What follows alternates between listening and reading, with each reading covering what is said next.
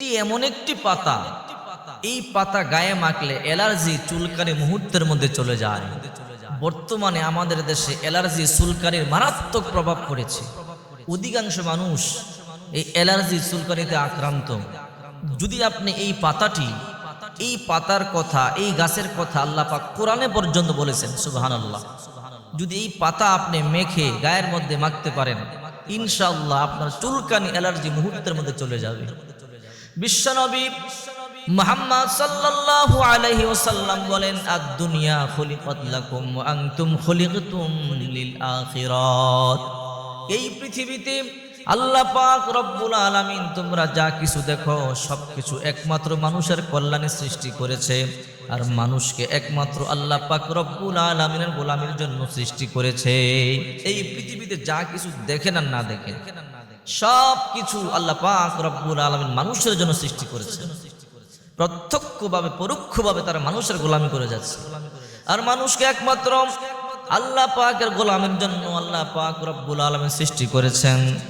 এই যে গাছ গাছালি তরুলতা যা কিছু দেখেন সব কিছু আমাদের কল্যাণে আল্লাহ তাআলা সৃষ্টি করেছে। এই গাছ গাছালি থেকেই তো ঔষধ বানানো হয়। বলছিলাম এই গাছ গাছালির মধ্যে একটি গাছ আছে বরুই গাছ। যে বরুই গাছটির কথা আল্লাহ পাক রব্বুল আলামিন কোরআনে পাকের মধ্যে বলেছেন, ইনদা সিদরাতিল মুনতাহা ইনদাহা জান্নাতুল মাওয়া। সিদরাতুন শব্দের অর্থ বরুই গাছ। একটা জায়গা আছে ৭ আসমানের উপরে। বিশ্বনবী মুহাম্মদ সাল্লাল্লাহু আলাইহি ওয়াসাল্লাম বলেন, ৭ আসমানের উপরে একটা জায়গা আছে, জায়গাটার নাম সিদরাতুল মুনতাহা। ওই জায়গার মধ্যে আল্লাহ পাক রব্বুল আলামিন একটা বরুই গাছ সৃষ্টি করেছে। ওই গাছের বরুইগুলো দুনিয়ার বরুইর মতো ছোট না, একটা মটকার মতো বড় বড়, বিশাল বড় বড় বরুই হয় ওই গাছের মধ্যে। ওইটাই হলো জিবরাইল আলাইহিস সালামের শেষ জায়গা। এর উপরে জিবরাইল আমিন উঠতে পারে না।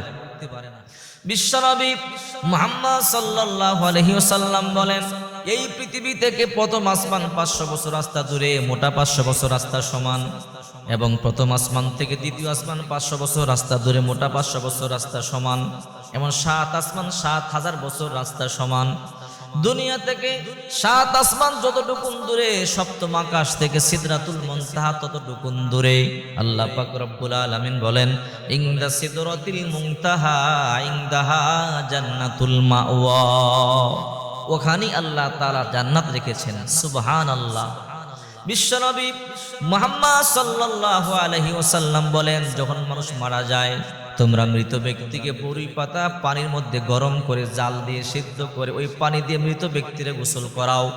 সাহাবায়ে কেরাম জিজ্ঞাসা করলো, ইয়া রাসূলুল্লাহ, বরুই পাতা পানিতে গরম করে মৃত ব্যক্তিরে গোসল করালে কি হবে? বিশ্বনবী মুহাম্মদ সাল্লাল্লাহু আলাইহি ওয়াসাল্লাম বলেন, মৃত ব্যক্তির গায়ের মধ্যে কোন জীবাণু থাকলে সব জীবাণুগুলো মরে যাবে, রিমুভ হয়ে যাবে। বর্তমান বিজ্ঞানী বলে এই পৃথিবীর মধ্যে এখনো পর্যন্ত এমন কোনো সাবান, সোপ, অ্যান্টিসেপটিক কোনো মেডিসিন ব্যবহার হয় নাই যা বরুই পাতা থেকে বেশি কার্যকর। সুবহানাল্লাহ। এই জন্য যাদের অ্যালার্জি আছে, চুলকানি আছে, প্রতিদিন সকালবেলা এক মুষ্টি একদম কড়া বরুই পাতা নেবেন, যেগুলো একদম কড়া, যেগুলো নতুন করি, এইরকম এক মুষ্টি হাতের মধ্যে নিয়ে বেলেন করে এই রসগুলো খালি পেটে পান করবেন। যদি আপনি এমন করে ১ সপ্তাহ পর্যন্ত পান করতে পারেন, আপনার সমস্ত অ্যালার্জি দূর হয়ে যাবে।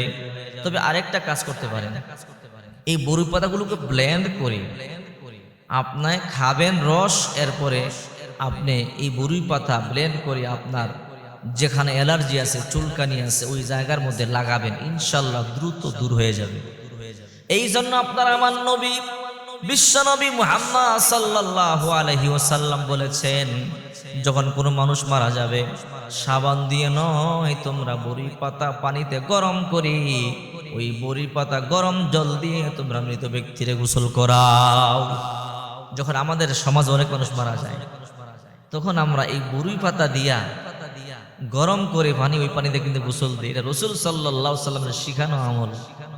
এই জন্য বিশ্বনবী মুহাম্মদ সাল্লাল্লাহু আলাইহি ওয়াসাল্লাম বলেন, এই পৃথিবীতে যা কিছু দেখো আল্লাহ তাআলা কোনো কিছু অনর্থক বানায় নাই।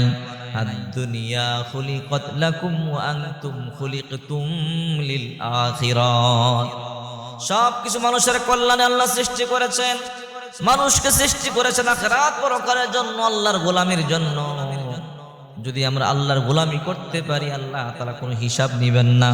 আর যদি আমরা আল্লাহর গোলামি না করি, আল্লাহ তাআলা পুঙ্খানুপুঙ্খানুভাবে আমাদের থেকে হিসাব নিবে। এই জন্য বেশি বেশি করে আল্লাহর শুকর আদায় করবেন। এই পৃথিবীতে যা কিছু আছে, যত মাখলুকাত আছে, সব মাখলুকাত আল্লাহ পাকের তাসবিহ জপে জিকির করে। তুসাব্বিহু লাহুস সামাওয়াতুস সাবউ ওয়াল আরদু ওয়া মান ফীহিন্না ওয়া ইম মিন শাইইন ইল্লা ইউসাব্বিহু বিহামদিহি ওয়ালাকিন লা তাফকাহুনা তাসবিহাহুম। এই পৃথিবীতে যা কিছু আমরা দেখি আর যা কিছু না দেখি, একটা বালুকণা পর্যন্ত আল্লাহ পাকের জিকির করে। একটা বালুকণা পর্যন্ত আল্লাহর জিকির করে। এই জন্যে আমি আপনাদেরকে বলবো, অবশ্যই অবশ্যই রাসূল করিম সাল্লাল্লাহু আলাইহি সাল্লামের সুন্নাহ মোতাবেক চলবেন, হাদিস শরীফকে ফলো করবেন। একটা কিতাব আছে, কিতাবুত তিব, চিকিৎসা বিজ্ঞান, রাসূল সাল্লাল্লাহু আলাইহি সাল্লামের শিখানো।